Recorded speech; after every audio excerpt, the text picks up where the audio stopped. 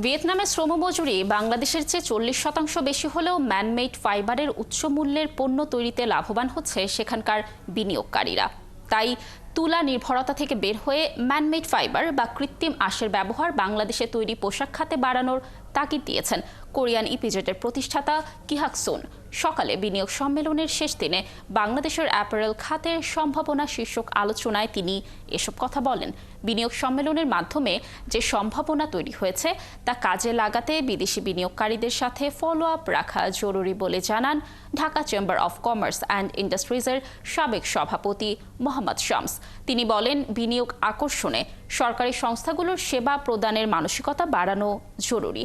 4 দিনব্যাপী বিনিয়োগ সম্মেলনের শেষ দিনে আজ দুপুর 3:30টায় সংবাদ সম্মেলন করবে আয়োজক বিডা। বাংলাদেশের ডিজিটাল অর্থনীতি নিয়ে সেমিনারে বক্তারা বলেন, প্রযুক্তি নির্ভর অর্থ ব্যবস্থা গড়ে তোলায় এখনও বেশ পিছিয়ে বাংলাদেশ। বিশেষ করে প্রান্তিক অঞ্চলের মানুষের কাছে ডিজিটাল অর্থনীতির সেবা পৌঁছানোর উদ্যোগ নেয়ার তাগিদ দেন বিশ্লেষকরা।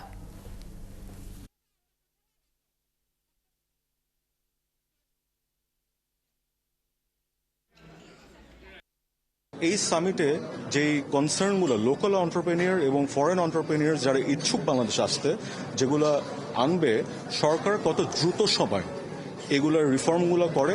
কারণ আমরা আগে দেখেছি যে আমরা সামিট করি, সেমিনার করি, রাউন্ড টেবিল করি, কিন্তু আলটিমেটলি ফলো আপটা হয় না। কিন্তু এবার আমরা দেখেছি বিডার চেয়ারম্যান সাহেব এবং যারা অন্তর্বর্তী সরকারে যারা আছে ওনারা কিন্তু ফলো আপগুলো করছে এবং দ্রুত সময়ে, ফর এক্সাম্পল ইয়াং ওয়ানের যে মিউটেশনের যে প্রবলেমটা ছিল, খুবই দ্রুত সময় কিন্তু এটা করে ফেলেছে।